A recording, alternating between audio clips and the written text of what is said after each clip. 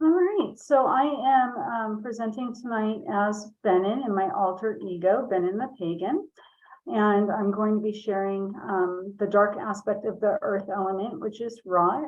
And I'll take questions at the end, and I have to kind of laugh a little bit along with this presentation I was sharing before we started, that I've had quite an adventure over the last couple of weeks. My computer blew up and exploded. I've actually been working on this presentation for a while now for this and for something else I'm doing locally. And over the summer, I lost all of the notes and all of the sources, started all over again. So it's definitely been an adventure. So I'm kind of excited to share the adventure with you tonight.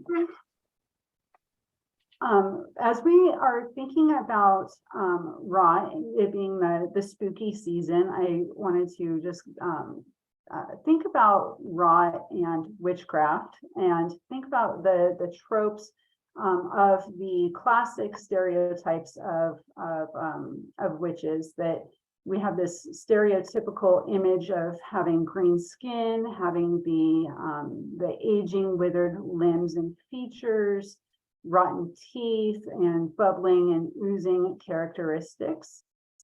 As we know, that is not the truth. Right? So tonight we are going to take rot and witchcraft a little bit further into more mystical realms, but also in some mundane ways as well. I'm an earth witch, and I'm also a geography professor. So the earth is like my thing, right? And I oftentimes don't really see very much difference between the magical and the mundane, that we're just connected to the earth. And rot is one of the ways that we can connect to the earth. Also thinking about spooky season, one of my favorite parts of the season is jack-o'-lanterns and pumpkins.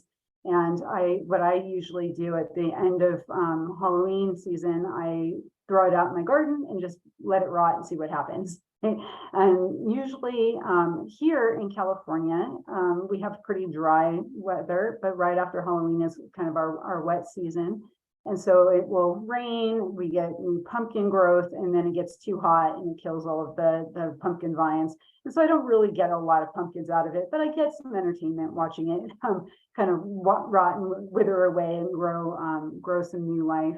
On the left of this screen is what jack-o'-lanterns came from. The original tradition was to carve turnips and different kinds of root vegetables, but mostly it was turnips before it was pumpkins, because pumpkins are, of course, a New World crop. So we can think about some of the ideas of the root vegetables as we're taking a look at this tonight as well. Root vegetables tend to be associated with the underworld, with the unseen, with investment, with subconscious desires. As we move forward with that idea into the squash, it can be associated with abundance and harvest and fertility, things coming to fruition, and luck and balance and harmony. So that's just a little bit of a teaser, right, for what's coming up a little bit later on. What we're going to be doing tonight, kind of the organization of the presentation, is that I'm going to start off with the nature of rot. We're going to talk about rot and decay and decomposition as being natural things that happen in the world. I'll connect that to the elements and to the pentacle of elements.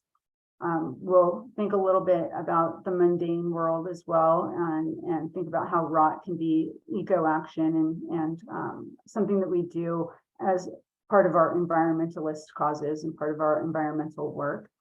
Then we'll transition kind of slowly into the more magical meanings, and think about rot as the meeting of where this world and the other world are meeting. We'll talk about the underworld and transformation and fertility, and then we'll end by using rot in a craft practice. I'll share with you 2 spells tonight. If you have the items available and readily accessible to you, the first spell will be a lemon spell that will need a lemon, something sharp, in a jar. The second spell is an apple spell. And so you'll need an apple, a toothpick, a black string, a knife, and either garlic or rue or thorn, anything sharp, thorn-like can also work for that. So if you have those handy, that'd be nice to have. They're all things that I picked these particular spells because they're things that are easily available in most of our homes and kitchens. So I always kind of like to start off with the terms, right? With defining the terms that we're talking about. And so 4 big ideas: rot, decay, to decompose, decomposition, and fermentation. Rot means to decay, right? And so rot is to decay or caused to decay by the action of bacteria and fungi to decompose. So when rot is taking place, there's usually bacteria or fungi in the process, somewhere in the process. To decay means to undergo destructive dissolution. It's basically the breaking down of any whatever item that we're talking about that is decaying. So decay and rot, the main difference is the bacteria and fungi that is necessary in rot isn't necessary when we talk about decay. It might be decay of rocks through water dissolution or just breaking down from age, for example. To decompose is to break down or cause to break down into component elements or simpler constituent parts. And so to decompose really means just that things are being taken apart, right? They're being deconstructed. Fermentation, we're not going to talk about a lot tonight, but just to introduce the idea, fermentation is a decomposition process, kind of, sort of, because there's bacteria involved and you're changing the chemical nature, but it's controlled. Basically, fermentation is farmed rot. We're farming for the conditions. We're creating the conditions for a particular kind of rot to happen, usually using bacteria and enzymes. We're making the perfect conditions for the good bacteria, for the good enzymes. And fermentation usually produces effervescence and heat. So it is a form of rot, but it's kind of a side note on the rot spectrum. But it is also a way that we can introduce rot into our mundane practices and into our magical and witchcraft kinds of practices. So why? Why rot? Why do things rot? Why do things break down? And I always go back to, how does nature work, right? What are the laws of nature? And the fundamental role of decay is to transform something that's old. And we're transforming the old stuff so that we can make room for the new stuff. And also by breaking down whatever nutrient matter, organic matter, mineral matter, by breaking that down, we're making it available for the new stuff to feed it, right? We're making food, we're making nutrients, we're making conditions that nourish the new, for new life to grow. You can see that process happening, especially on the left image, where the log that has fallen in the forest falls over, it breaks down, moss and bacteria and fungi and worms all do the work of breaking that down. And that's what creates the chemical components, the constituent parts of soil, right? To have really good, healthy soil, something had to have died, something had to have fallen over, and it gets broken down into this really nice, rich kinds of black soils. And then you can get more baby trees and get younger trees growing back in its place. So it's doing both of those things. It's breaking down to make space for the new stuff, and it's also feeding the new stuff. Ultimately, on Earth, rot is intricately tied to the earth element, because every organic and inorganic element of Earth will decay over time in some kind of a way, some kind of a process. as a geography teacher, one of the things that we teach about is if you're not making new land, you're losing land, right? So if you're not making a mountain, then the mountain is eroding. So the earth itself decays over time and builds new land. We see this with plants, with all of the cycles of nature. There's some kind of rot or decay over time, and in all of those instances, we're making space, we're making nutrients, right? Two really kind of key ideas: making space and to nourish the old or nourish the new, but also it's a positive for the old stuff too, right? To help it along as well. I also, in my practice, especially, don't really see a ton of difference in the elements, that they are all interconnected. There's a reason why we use the pentacle, where they're all connected to each other, that you can't really have one element working without all of the other elements. And that's true in our environmental systems. That's true in our practice, right? That they're all work hand in hand. So the earth element, as we're thinking about rot and the darker aspects of the earth element, decay presents odors. That's part of the air element. Bacteria that operates in the rot cycles require air. They breathe oxygen. Organic materials that decay in the absence of oxygen create methane. It's a particular component of rot. Water is connected to rot as well. Things will rot differently if they're in wet conditions or dry conditions. And that's probably one of our biggest differences with me being in California and most of you being in Florida, that the water is going to act differently, right? Here, we're more concerned with things like dry rot and termites, right? Whereas in Florida, maybe you're more concerned with mold and mildew and black rot kinds of processes. So things break down a little bit differently if they're in wet or dry kinds of conditions.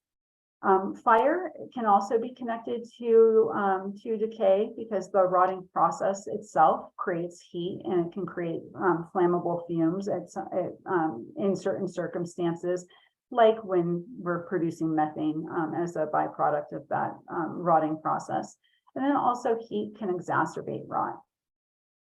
In my work, one of my favorite lectures that I do with my students, I look at the geography of death, and we look at environmental reasons why different funeral practices vary around the world. And what we usually come up with is there's an environmental reason, and it's usually one of these other elements, right? That it's either too wet, too hot, too cold, too dry, right?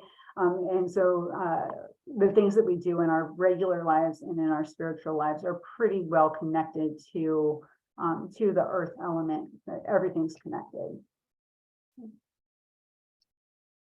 In forests, rot is incredibly important. It's part of the conveyor belt of life, that we have to have this rot and decay to make those really nice, healthy, rich soils, we call it the humus, the organic material in the soils. And that leads to a process of forest succession that changes over time and creates a forest. The forest comes from bushes, starts with weeds, then we get bushes, then we get trees, then we get taller trees and healthier trees. And rot is a very important part of that process to feed the forest. The forest also helps to support the life of rot. It provides the space for the bacteria and the fungi and the worms. Right? There's a lot of animals and organic things that rely on rot. It produces the nutrients, and it also makes room. If all of those dead trees fell and then nothing happened to them, we would have a very cluttered forest over time. And that's true in a lot of areas of our life. We can kind of use that as a metaphor, that we have to make space, right? We have to have some kind of a cleansing process. And rot does that for the forest. In California, what's one area that's really important for us is the fire ecology, and rot plays a role in the fire ecology here as well, where we want the stuff that's on the forest floor to break down so that it's not a lot of flammable material on the forest floor, but at the same time, it also breaks down in a way that can catch fire, and fire is not necessarily a bad thing. It's just we don't like to be in the middle of it, right? And so rot plays a role in that fire ecology, in that process of regeneration, and it helps to break down the soils, and that ash helps to produce nutrients as part of that rot process. So rot is really essential. As much as we try to avoid it in our lives, as much as human activity and human life is really kind of trying to get away from rot and trying to get away from decay, it's absolutely essential. We need to have it, and it's a very important part of the environment. We can bring that into a smaller scale in our gardens as well, through composting. Composting is a very efficient way of dealing with waste. It's a lot more efficient for me to throw something into my backyard than it is for the garbage trucks to come and get it and move it, hundreds of miles away and put it into a landfill. So it's an efficient way of dealing with that waste. And by composting, we're turning that waste into black gold that's going to feed our plants. If we don't have the ability to compost where we live, we can still buy compost, and either way, adding compost to the soil is basically rotted material.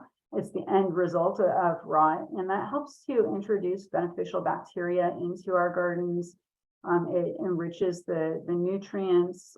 It helps to retain moisture so that you don't need to water as much. I know for Florida, that's not as much of a concern for you as it is for me here, that we have water restrictions quite often. So not having to water as much is pretty important for us. That can also help to suppress plant diseases and pests and make your garden a lot healthier. I also say that composting isn't just about the garden, but it's really about the planet, because it can be a radical climate action. In the waste process, or in the carbon cycle, that wasted material has sequestered carbon from the atmosphere. That's what plants breathe, basically.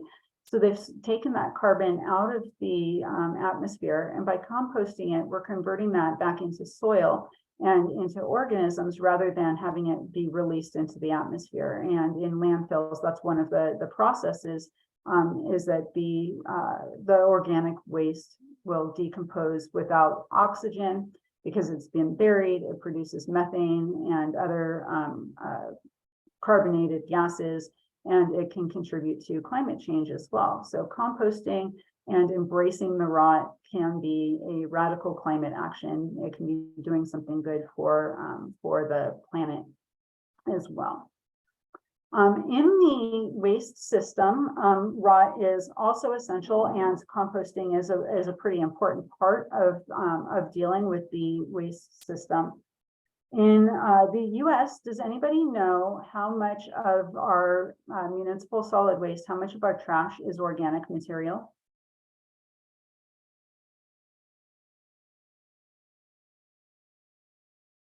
I'm going to guess not very much. Oh, not very much. I would guess there's a lot, like probably 80%. Oh, so I was we're going to say about 75. I was guessing 70 to 80%. Yeah, it's 60 to 70%. 60 to 70% of our trash is organic waste, and most of that organic waste could be composted. In the US, does anybody know how much of our food waste is, or how much of our food that we grow is wasted? A Too very much. high percentage. Too much. 35%. A lot. Yeah, I definitely agree. A lot. Yeah, 35%. 35% of all of the food we grow in the US goes to waste, and a lot of that goes into landfills, into the waste system. Here in California, we just recently got legislation so that all of the jurisdictions are required to provide organic waste services, collection services. It's disrupted our waste system. We're all in the process of getting a new bin and new processes, and that made all of the cities in California decide that they wanted to have a different waste hauler contractor. So it's created a little bit of hoopla, right, in the state. In Florida, the Division of Waste Management administers a composting and organics program, and I'll post the link for that on Facebook tonight after the presentation as well. The city of Hanford, which is a city here in California, and several others are changing the 3 R's. A lot of us learned the 3 R's as reduce, reuse, recycle. They're adding refuse as one of the R's, and that means if you're offered something like free that you're not going to use, to say no thank you, right? So that we stop doing those kinds of activities.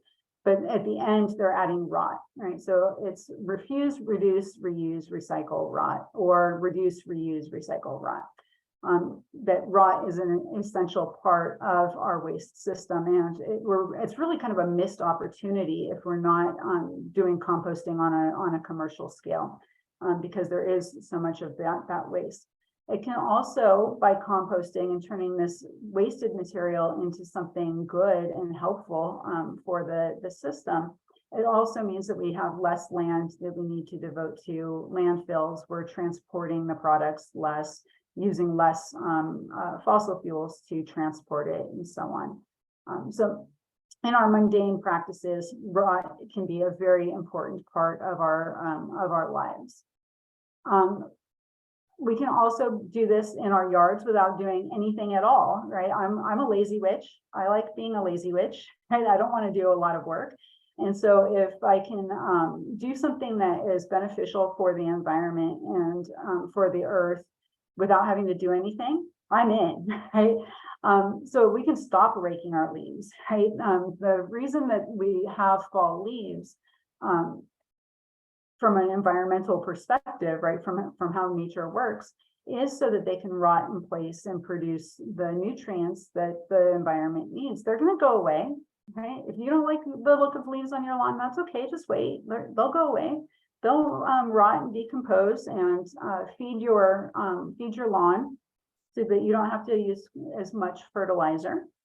And not only does it feed the lawn, but we're finding out especially how important it is to leave that leaf litter alone so that it provides habitat for things like spiders and insects and larvae and microbes and frogs and salamanders, and that all then feeds our small mammals like squirrels and chipmunks. I have a little rabbit that's been living in my yard. And so I've incorporated some of these practices into my yard. We took out our lawn and planted a more native-ish, climate appropriate kind of a lawn system. And we just leave the stuff that falls. We've got sage and buckwheat and a couple of other things. We just let it fall where it is and compost, let it compost in place. So we have a lot less yard work to do, and we're letting the yard do its own work, right? Let it work for us rather than us working for the yard. So leave the leaves, right? Please leave the leaves, leave them be. So essentially what I've been kind of driving at is that that rot and decomposition and decay are all really important for fertility and for transformation. It's taking something old and it's transforming it into something new. And that happens in a couple of different ways. It's transforming it into food for the worms. The worms are transforming that material into castings, which is really, really great fertilizer. It's doing this in a lot of different ways. And so rot is really pretty essential to the cycle of life and death and rebirth. And we can think of this both in a literal, physical nature kind of a way, but also in a more spiritual kind of a way as well. I don't often see the differences between science and magic. I think they're just different ways of looking at the same thing. And so we can think about the idea that energy is never transformed or never destroyed, it's only transformed.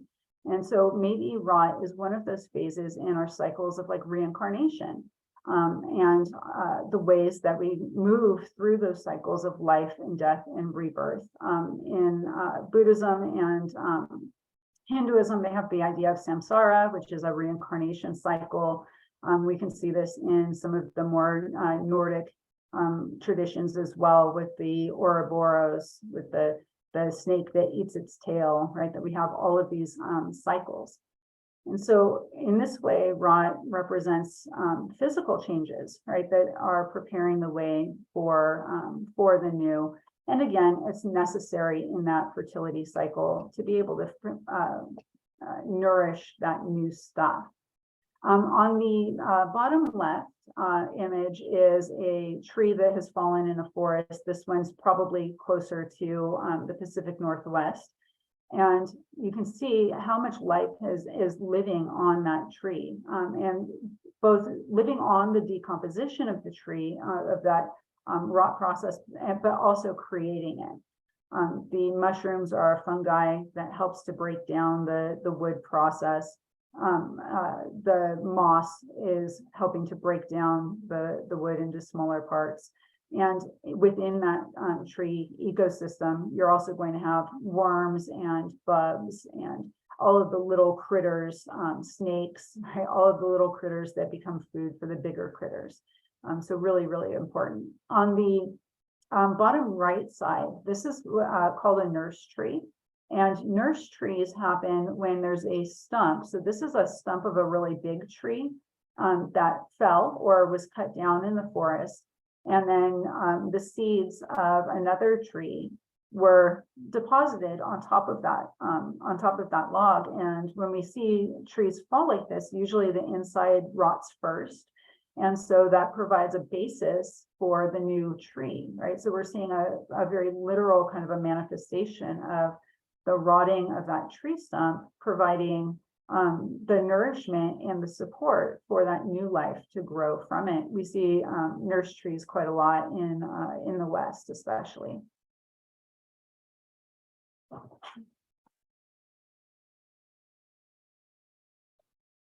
Oh no, I got stuck. There's a couple of urban researchers that have been looking at especially abandoned urban places, and they've come to a conclusion, and more of a spiritual kind of a research, that rot tends to occur where plants and other elements meet buildings. That's where our buildings begin to decay and to decompose. If we think about a lot of our abandoned landscapes, I love the show Mysteries of the Abandoned, right? And we think about how quickly some of these places begin to decay and rot takes over incredibly fast. On that show, there's been a couple of places that you would think, because of how much they've rotted, you would think they were 100-year-old ruins and they had just been abandoned for like 10 years or something. It's a very, very quick process. And a lot of our activity in the urban world is really trying to prevent that meeting of rot from happening, right? We're trying to stop rot from happening. It's why we paint our houses. It's why here in California, we paint the Golden Gate Bridge repeatedly, like a lot, to stop the rotting process of the metals. It's why we have roofs, right? It's why we have windows. We do a lot of work to prevent rot from taking over in our urban spaces. And so we can think about this as maybe also being a window of rot occurring where the plants and other elements meet the buildings, but that's really also where this world and the other world meet. This might be a spiritual plane, right? An opening of the portal. that we're in contact with another dimension right in these places where rot is occurring. Maybe that's why haunted houses are so spooky, right? Why abandoned buildings are so spooky and why we think they're haunted is because maybe it is this opening of this other world, the window in between these two dimensions. And rot is in Magick very much associated with the underworld, especially. The image on the left, this is Cromda. It's from Celtic origins. Cromda was considered the dark bent one that takes grain underground and stores it, and it was associated with Lunasa. There's still festivals in Ireland and I think also in Scotland that celebrate Cromda Day, a day for this celebration of taking the grain underground. The ancients in almost every single culture offered sacrifices of some kind to the underworld. Offerings are given to the underworld when they're buried. They rot in the ground, and some of the practices, especially in the Mayan cultures, and I think also in Aztec culture, when those offerings are underground and they rot, they see it as the energy seeping into the earth, right? The energy of that corn or the energy of whatever it is that was offered is seeping into the earth, and so it's feeding the earth and giving back to the earth. In some other cultures, rot is a way to offer an exchange, right? It's a way to create a right order and a balance that is celebrating the underworld, especially because it's literally underground where we see a lot of this taking place. In our magical practices, if you are doing spell work, things like maybe a jar spell or something like that, kind of a good general rule of thumb is that if it will rot, bury it and give it as an offering to, especially to the underworld deities, but not entirely. There are a number of underworld deities that really do appreciate rot, that they respond to it. I'm not going to talk a lot about each of the deities, but they're all deities of the underworld. Almost all of them are also, in addition to being deities of the underworld, are also deities of birth and of fertility. So it's a kind of an interesting dichotomy in a way, where the deities that are associated with death are also associated with fertility. And I think for me, rot is kind of the explanation of why, right? It makes sense that what you put underground is going to offer the fertility for the plants for the next season. Hela in Norse pantheons is associated with the underworld and with necromancy, with communicating with the deceased. Hecate in the Greek pantheon is associated with being beyond the world of the living. Kali in Sanskrit traditions is associated with time and destruction and change, again having that process of decay being that destructive power. Lua Mater in the Roman pantheon literally means rot. I think it's like rot mother actually, but it literally means rot. And Ereshkigal in the Sumerian traditions and Mesopotamian traditions was the lady of the earth and of the underworld. So the idea here is that if you're working with any of these deities or maybe other deities as well, this is kind of a short list. If you're working with deities of the underworld, rot might be incorporated into your practice. It might be one way that you can connect with those deities and give them the offerings. In our magical practices as well, whenever we give an offering or a sacrifice, we're usually giving something that will rot, something that will decompose, especially if we're offering food items, or if we're offering plant materials, especially, they're going to rot, right? We set stuff on our altar, sometimes we forget about it, and we come back to it and it's rotted over time. Or maybe we are quick to remove it from our altar because we don't want it to rot. Maybe we go into the forest and do a ritual or a ceremony or a spell, and we leave an offering. One of the ways that we can know that that offering has been accepted is through that decomposition. One way of thinking about decomposition is the deity has said thank you, right? That's their way of taking that offering and letting us know in this world that they've taken that offering. So we're going to do a little bit of dark magic, and I do consider rot to be part of the dark side of the elements. But when we talk about dark magic, sometimes that can scare people away, right? And they're thinking like it's the bad and the evil side. To me, dark magic is just baneful magic, which uses the forces of destruction, and that's not always bad. In our spells tonight, we're going to be using the forces of destruction to break down things that aren't wanted anymore, to get rid of the things that aren't serving us anymore. Things like maybe deceit or jealousy, right? We can banish those through dark magic and by using the power of rot especially. In our magical practices, there are a lot of herbs that we can use for rot magic. And I'm using the term rot magic kind of generously, right?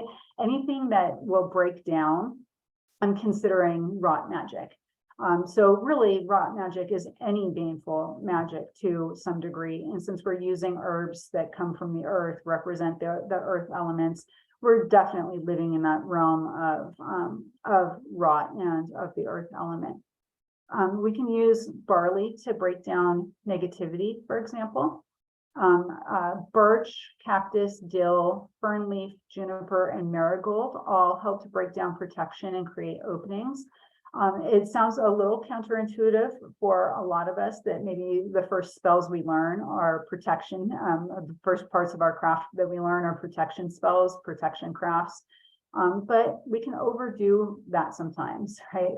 In a great example that I can give you from my own practices, as an empath, I take in a lot of other people's energy, and that was not serving me too well in my work, dealing with young adults that are going through crises, right? So I started wearing dragon blood to work and to protect myself. I wear black most of the time. I do a lot of work to protect myself as an empath. And I found that I had taken that a little bit too far, that I was protecting myself so much that I wasn't able to connect with my students at all. And we were having a really hard time just seeing each other as like human beings, right? That I was overly protected. And so I made nopales, which is it's a Mexican dish that uses cactus. And I brought that to class as kind of an offering, but also to break down the protection that I had placed around myself so that I could open myself up to the students and let them know, hey, I'm a human being. I care about you, right? So that we could reconnect on those human kinds of elements. Cabbage, honeysuckle, mint, and basil can all be used to break down financial problems. This one is also kind of a double negative, right? You're breaking down the problem. So if you want financial wealth, you can use baneful magic to get that by using cabbage, honeysuckle, mint, or basil. Carrot, parsley, and turnip can be used to erode sexual desire, especially if it's like one directional. And daisy and maple leaf can also be used to break down unrequited feelings. So using daisy or maple leaf in combination with carrot or parsley or turnip, maybe somebody is paying attention to you that you don't want paying attention to you, or maybe you're caring about somebody that that is not healthy for you. That can be a really good way of addressing those kinds of issues in your magical life. Pine helps to break down defensiveness, and I think that one is especially interesting as somebody that studies ethnobotany. We think about how plants tell us what they're good for, and pines are very defensive. Hey, they're sharp and pointy, and so what they're good for is breaking that down, breaking down defensiveness. Fir helps to break down pain and stiffness and inflexibility. I use this one literally when I go hiking. I will forage a little piece of fir, and then when I get home, I take a spiritual bath and I put the fir in the bath, and it physically actually helps relieve the pain. But this can also be used for emotional pain, for spiritual, more of a spiritual use as well. Rowan and vervain and mugwort help to break down the barriers between this world and the other world. So they're really useful for lucid dreaming, for necromancy, those kinds of things that you want to travel between the worlds. They're used a lot in shamanic work as well. And sunflower can help to break down dishonesty. So if you are being dishonest, or if you want to know the truth, you can use sunflower in your practice. One of the things that I really like about herbal magic is that there's so many different ways that we can apply it. We can give these as offerings on our altar. Some of these are edible, so we can use kitchen witchery. Some of them are good for aromatherapy or for smoke therapies. We can use them in a lot of different kinds of ways. And so kind of a warning, right, is that I'm giving you the list of herbs, but not necessarily how to use them. Not all of them are safe for consumption, right? So know your plants, know which part of the plant you're using and what is safe for human consumption. The marigolds is especially interesting where it's breaking down protection and creating openings, because that's a very common flower used in both in Indian culture and in the Dia de los Muertos celebrations. And in both cases, the marigold is associated with kind of opening up those windows and being able to communicate with the deceased, with our recently departed, and being able to break down some of the protections as well. So this is kind of a pan global list, right, of practices. We can also use rot for necromancy, and that's one of my areas in my craft that I do quite a bit in my ancestor magic. Here we can use bones or feathers or teeth or claws, maybe shells, anything that we find in the wild that the flesh is already decomposed. I do recommend doing this like in a forest, right? And just using the things that you happen to find and making sure that the flesh has completely decomposed, just for safety issues, that usually a bone that's been there for a long time is going to be pretty safe. The way to use them is that the bone itself, or the teeth or the claws, whatever it is, they're symbolic of the processes of life and death, and they keep part of the animal in this world, and part of the animal is in the other world with the spirits. And so we can use them to aid communication. Pretty simple to use them. You can use them in decoration of your altar, leave them on your altar, hold on to them, and they will help to communicate with the other world. We can think about it as where the spirit's gone to the other world, the bones remain here, and so it's a way to have both a foot in both worlds without going too far, right? Having a safe way of connecting and remaining in this world. All right, so we are going to do 2 spells. The first spell is a Have I Been Hexed spell. This is a spell that I learned from a Persian witch, which there are not many of. It's kind of an underground practice. And so for this spell, you will need a fresh lemon, a jar, and a knife or sharp instrument. It's a really easy spell. A couple of notes and caveats on this spell. It will tell you if you've been hexed, but it won't tell you who hexed you. It won't identify the source. It won't tell you when, and it won't tell you what the hex or what the curse was that was placed on you. It also takes about a week for this one to work. So it doesn't take a lot of energy. It's really simple to do it, but it takes a long time, right? So if you are in a crisis situation or doing some like spiritual warfare, this isn't the right spell. Right? This spell is really good for those times in your life when life just gets chaotic and it seems like nothing is working. And you can't figure out why. It's not a Mercury retrograde. It's not in your charts, right? Any of those times when you're trying to go through the process of elimination and you're already pretty sure that like, I'm not causing my own problems, right? So it will help to determine, have I been hexed? Has a hex or curse been put on me?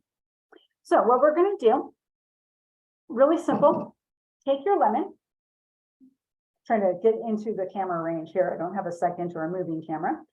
Take your lemon and take your knife, and you're going to go long ways, right? So cut it long ways. You want to poke it 3 times. You don't want to go all the way through the lemon though. You want to go maybe that deep, like halfway deep into the lemon. So I just punctured it there. And then I'm going to move over and puncture it again and puncture it again 3 times. My lemon's now dripping a little bit, didn't go all the way through.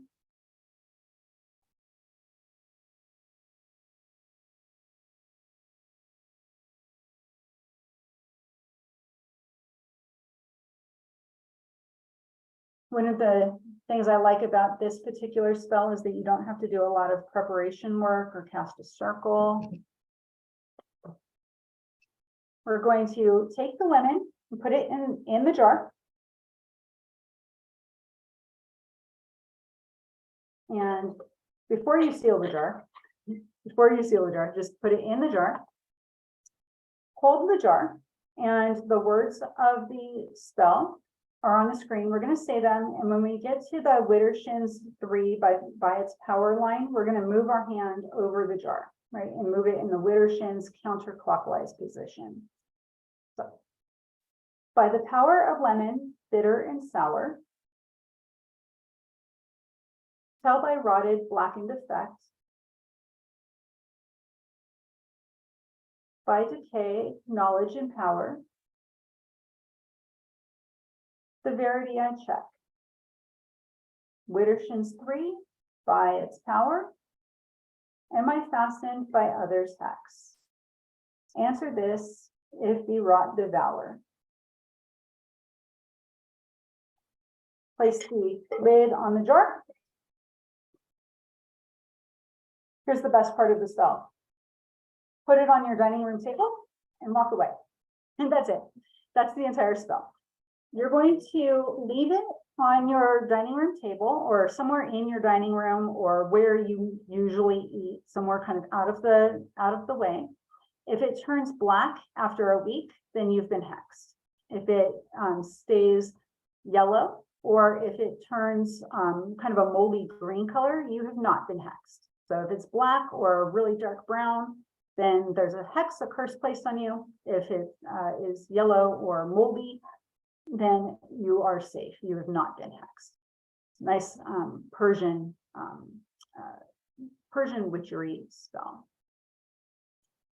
Are we ready for the next one? The next spell is a banishing spell. And for this spell, we need our apple. I'm going to use my same Athame knife. It can be a kitchen knife. It doesn't matter what kind of a knife. And you'll need something herbal. It could be any of the herbs from the list.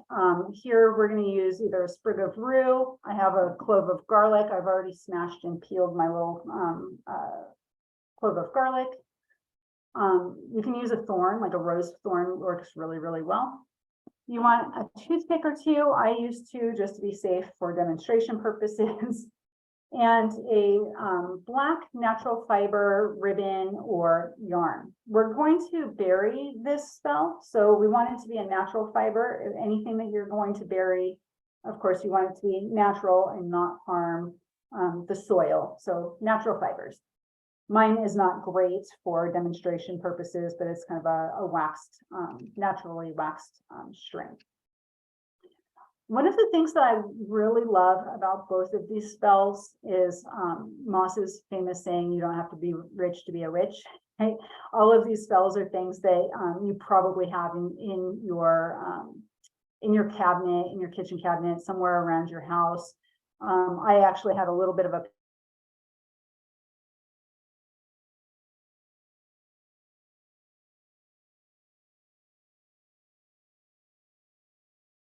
plant, but pickle jars, reuse jars, anything like that works. I didn't put this on the list of stuff that you should bring, but for the banishing spell, we're also going to bury it later on your own. So having a hand shovel handy is helpful as well. That should be on the list of materials.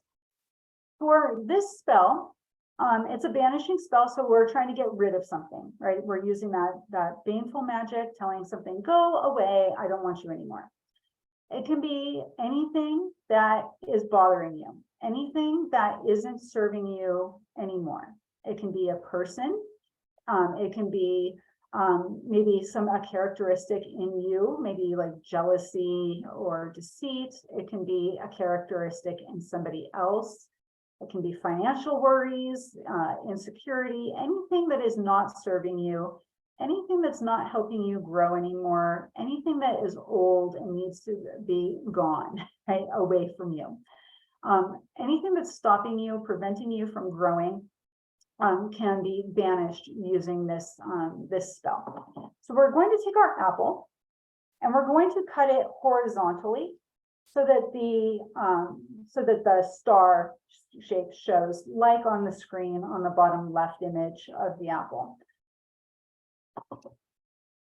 There's some sayings about the star and the apple being connected to the pentacle and representing the 5 elements.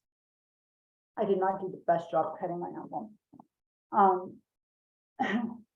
It's like the pentacle of the elements.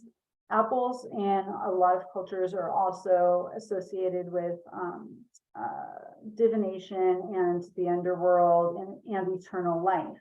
So we're using some of those same ideas, the idea of eternal life as well. So we're going to take our apple, and you can rub your garlic or your rue or your thorn on half of it. You can also draw runes, draw symbols. The only thing that you don't want to do is write somebody's name, right? Don't write somebody's name, but if it's a word that you want to get rid of, you can write the word, draw runes, draw symbols, really focus your energy, focus your attention, give the apple all of your intentions. What is it that you're trying to get rid of?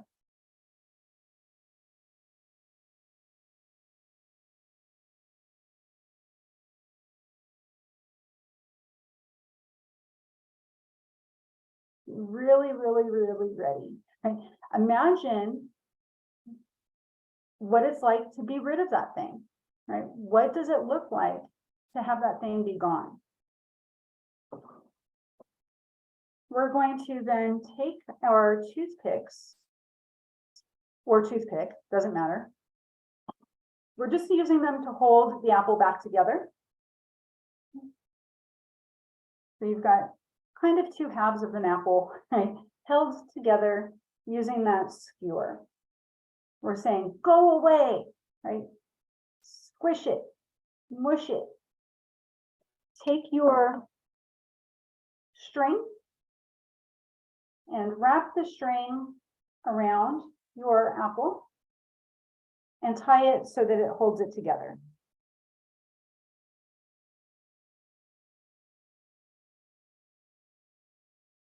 I got the world's most waxed apple, super slippery.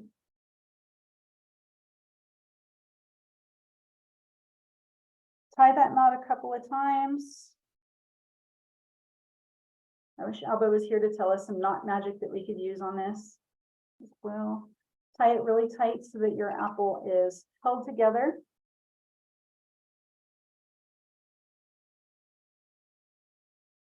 And here's the words. Again, you're focusing all of your energy on your intention, giving the apple all of that intention, putting all of it in there, and say the words. To the depth of the earth, I give to you. Go away, stop bothering me. Troubles be gone, away and rotted. Your tie be broken and unknotted. With this apple, let it decay. New to be built from disarray. While you rot and wither, transformation be delivered. So that I may be nourished and grow, now it's time for you to go. Let it be done, if thy will, with harm to none. And later, go bury the apple.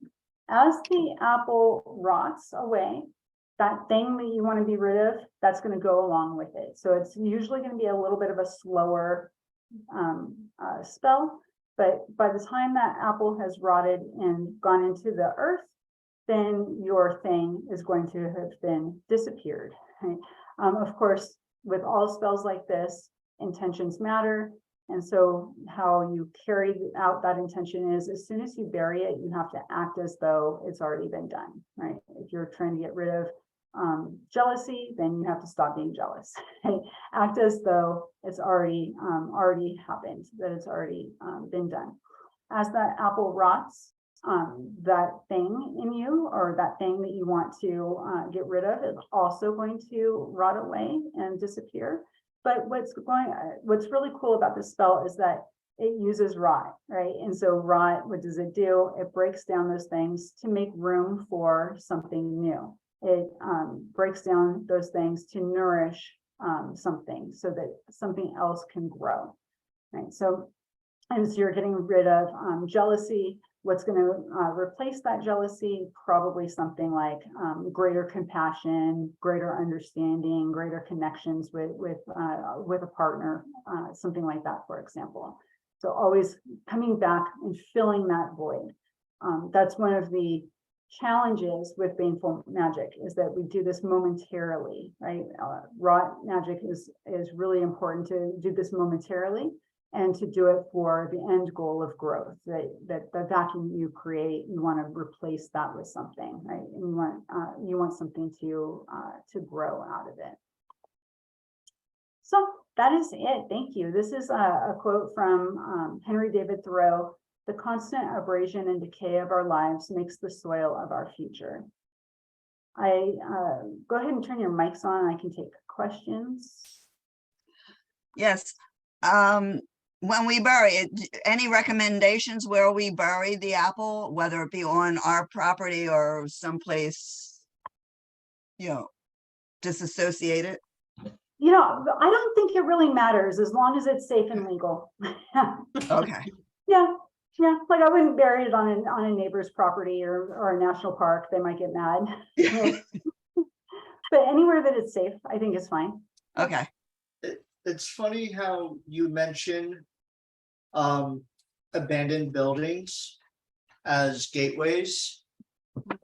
It does fit in the essence of what it is. It can be gateways. Yeah. Why Also- are abandoned places haunted? Right? There's a reason. Also, there's a book out that, and I can't remember the name of the book or the author, but it talks about what if human beings were eliminated from the earth? What would happen? I mean, and it's really incredible. Number one, the forest, the earth would take over within a very short time, but it's really amazing that how 3 weeks. destructive we are to Mother Nature. Yeah, weeks. absolutely.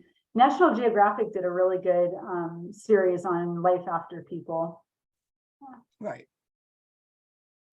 Another thing I found really cool when you're talking about, how all like the different bits of earth magic that do the rot, all of that is pretty much the opposite of, the normal.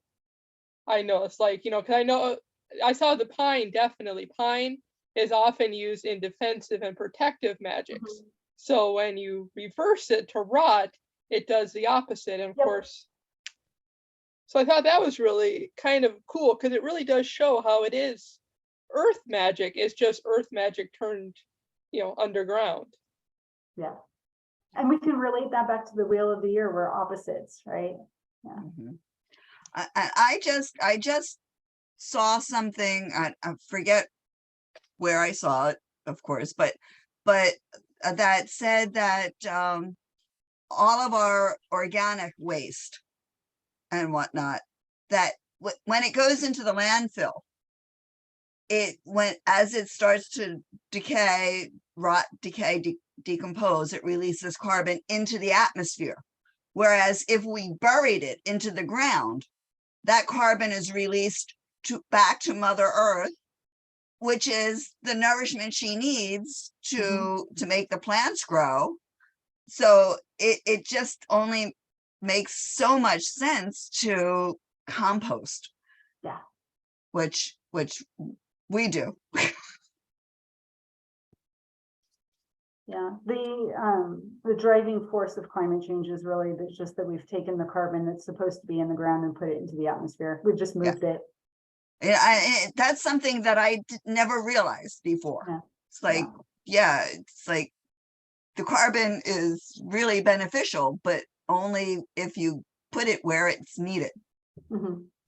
Well, and related to that, I'm very interested in Earth science history, and talking about how through the different geological periods, the reason why there's so much carbon in fossil fuels is because those were the trees and the plants that fell before the concept of rot had evolved on Earth the way it exists now.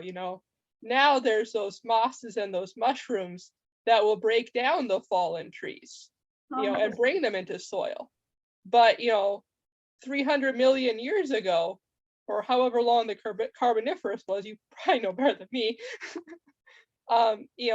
Those huge plants and trees, they fell over, and they just, were able to be preserved a lot longer because they didn't have all that. And when we talk about fossils, the only reason why a fossil exists is because it wasn't able to rot. Right. Very interesting. Yeah. And like she mentioned, fossil fuels, coal, andesite coal is one of the richest forms of coal. And it is pure carbon. And sulfur. Very little sulfur mixed into it, but yes, coal is probably one of the best examples of recycle that Earth did. Yeah, and that's because all of the coal on Earth came about in the Carboniferous period. That's why we call it Carboniferous, because that was the period before the fungi and the bacteria evolved to break down trees. But what's also really interesting, speaking about evolution, is that now there are microbes evolving to decompose the plastic because there's so much plastic for them to eat. Right. And we're almost like creating a whole new era, the same way that there used to be nothing that could break down organic matter. Now there is. Well, 300 million years from now, what'll be eating the plastics? Yeah. The There was same thing a, that'll be um, eating us. There is I can't remember if it was a bacteria or it was more like a worm, kind of an organism that they found was eating the oil from the BP Deep Horizon oil spill. Yeah, yeah, that's amazing. Yeah. Yeah, they're actually trying to find out how those things were breaking down the oil to use the chemical compound that they were using to actually try to break down oil in spills to make it a lot easier to either clean up or disperse it so it doesn't harm anything. By the way, I forgot to mention that apple spell is I learned that apple spell from a Romani practitioner, and they also said that there's something similar in Celtic practices. So it's not a pure Romani like closed practice, and I was given permission to share. Well, thank you. It was a very, very good presentation and a beautiful slideshow. Thank you. Yes. Yes, it was. Anyone My else? pleasure. I had a lot of fun working on this, as many times as I lost it. It was decomposing before my very eyes. Poor thing.